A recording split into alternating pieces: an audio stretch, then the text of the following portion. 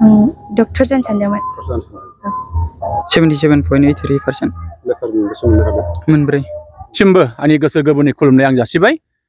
देग्लाय 2024 मायथाइनि जे मेट्रिक आनजाद थामहिनबा HSLC आनजादनि फिथाइया दिनै फोसावनाय लेखानो जों दिनैहाय बड'लेण्ड एकाडेमिनि फरायसालि सामलाय आफादनि आङो आफादगिरि जानानै आङो जोबोद गोजोननाय मोनदों।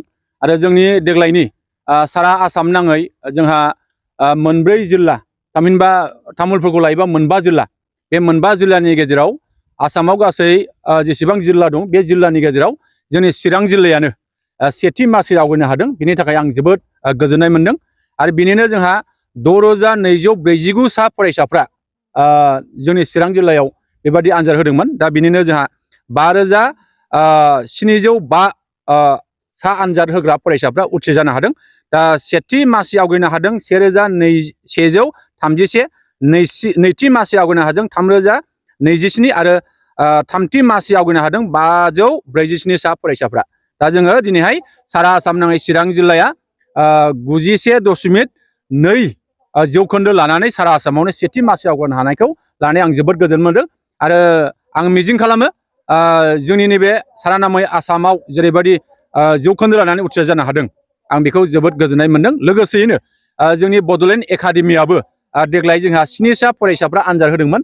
बे 7 सा फरायसा आनजाद होनायनि गेजेराव 5 फरायसाफ्रा जोंहा फार्स्ट डिभिजन मोननो हादों, सासे स्टार मोननो हादों, सासेया नैथि डिभिजनाव आवगायनो हादों, सासेया थामथि डिभिजनाव आवगायनो हादों। मासि लानानै आवगायनो हादों।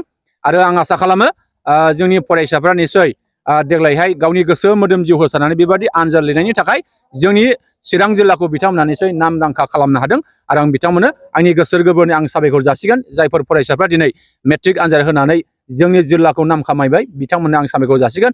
आरोबाव आं साबायखर जासिनो लुबैदों जोंनि बिटिआरनि गाहाय मावफुं सोद्रोमा जा प्रमद बर' बिथांनि बे जोथोनाव दिनैहाय सारा आसामाव जोंनि बिटिसिआ दिनै बेबादि मोनसे मानदान्दायाव सौहैनो हानानै आं खोब गोजोननाय मोनदों। आरो जोंनि आसामनि सोलोंथाइ बिफाननि मन्थ्रि डक्टर एनिउस पेगु बिथांनोबो आं साबायखर जासिगोन। दा बिथांनि बेबादि गोख्रों नाजानायनि थाखाय बेबादि मोनसे मानदान्दाया दिनै फैगासिनो दङ आरो इयुनावबो फैगोन आं बेखौ मिजिं खालामो। बड'लेण्ड एकाडेमिनिफ्राय मेट्रिक आनजादाव मोजां उथ्रिसारनो हानायनि सोमोन्दै नोंथाङा मा फोरमायगोन?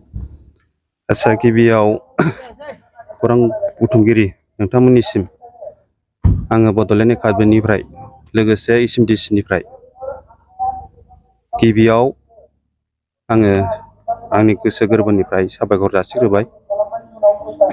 दा गोजोनद्रायनायखौ मोनाखैब्लाबो माने जा थांखिजों जा आसाजों देग्लायहाय फाइनाल होगिरि बिथांमोनखौ जा आसाजों मिजिंजों आङो पास बा उथ्रिसार जानो लुगैनाय दङमोन बियो जाफुंजोबनो हायासैब्लाबो आङो गोजोननायखौनो लाबाय। दा बेवहाय जोंनाव बड'लेण्ड एकाडेमियाव देग्लायहाय गासै 7 जन फरायसाफोरा एपियार जादों HSLC एग्जामनि थाखाय। दा बिनि गेजेराव आङो नायदों देग्लायजों जोंनि बड'लेण्ड एकाडेमिया 5थि खोलोब एबा टेस्ट थांबाय आरो माने एग्जाम होनाया। दा बेनिफ्राय जों सिगांनिफ्राय नायबोबाय जोंनि बड'लेण्ड एकाडेमिया जेब्लानाखि जोङो स्टार्टिं जादों एग्जाम होजेनदों HSLC बेनिफ्रायनो जोङो फार्स्ट डिभिजनखौ मोनबोबाय थानो हादों आरो 100%आ फैबाय थादों। आरो सिगांनिफ्रायनो जोंनि बड'लेण्ड एकाडेमियाव माने फेल होनायानो फैफेराखै आरो माने गासैबो first division, second division, third division बिदि पास जालांबाय थादों। फैबाय थानाय 2025 मायथाइयाव जुदि SSLC आनजादा जाबावोब्ला बेयाव नोंथाङा नोंथांनि फरायसाफोरखौ माबायदि फरायनो खावलायो? आसा खालामो आरो मिजिङाथ' दंखायो जोंहा फैबाय थानाय 2025 मायथाइयाव जायनाखि खुंबावजानो गोनां HSLC आनजादा थायोब्ला जों 100% जों बावबो आसा दङ आरो जथेस्थ' फरायसाफ्राबो दंखायो जों बेखौ मिजिंथिनो हायो आरो। दा नैबेदि फरायबाय थानाय समाव क्लास 10आव बेसिकेलि गार्जेनफोरखौ माबायदि नोंथाङा जोथोन लाजानो लुबैयो?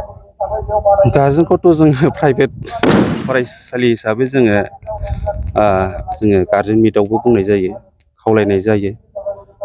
आंबो बाहाय थानानै हस्टेलावहाय आप टु एखमबासिम माने हरनि 11टासिमानो आं थानाय जायो फ्राय समाव बिदिनो 9टा 10टा आरो आंनि पार्सनेल एसे खामानि थायोब्ला न'खराव उसुबिदा थायोब्ला एखमबा सानसे साननैया एबसेन्ट जायो यानो अब्लाबो आङो नुजाफैनायखौ आं गारा कलमपारा जिल्ला मा गोलैयो चिरां मा नाम देरहासात ब्रह्म देग्लायनि नैबे 2025 मायथाइनि एसएसएलसि आनजादाव नोंथाङा टप मासियाव आवग्रिनो हानानै माबायदि मोनदों गोजोननाय मोन्दों बेसेबां पार्सेन्ट लानानै उथ्रिसारनाय दा नोंथाङा नैबेबायदि जौखोन्दो मोननानै पास जाना नोंथांखौ थुलुंगा होग्राफ्रा सोर सोर बिथांमोना थुलुंगा होदोंमोन आंनि बिमा बिफा सार मिस मेडाममोन ओमफ्राय नोंथाङा खै घन्टासो फरायदोंमोन टाइम खालामाखै आं बेसिकेलि दा सोर सोरखौ साबायखर होनो सानदों नोंथाङा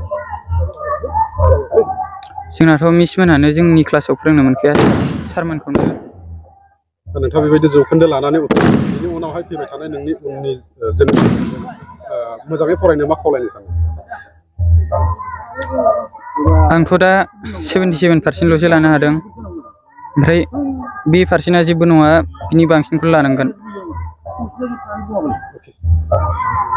आंनि मुङा सानमेरि बसुमतारी मा गामि गामिया 1 नं सनापुर बेसेबां जौखोन्दो लानानै उथ्रिसारदों मेट्रिकआव आङो 73 73% मोननायावहाय नोंथाङा खै घन्टासो फरायामोन आंथ' खय घन्टा फराया आङो जायखिजाया सम मोनबानो फरायोमोन आङो टिउसनफोर लादोंमोन टिउसन लायाखै उनाव नोंनि फंबाय बिनानावफोरखौ बेबायदि जौखोन्दो लानानै उथ्रिसारनो नोङो मा खावलायो आंथ' आंनिफ्राय बांसिन लानानै उथ्रिनांगोन आरो आंनि फंबाय बिनानावमोना दा मा फरायनो सानगोन दा आर्ट्सआव फरायगोन ना साइन्सआव फरायगोन बबे स्ट्रिमाव साइन्स लानो सानदोंमोन उनावहाय माबाफोर जानायनि सिमां दं नामा औ मा जानो सानदों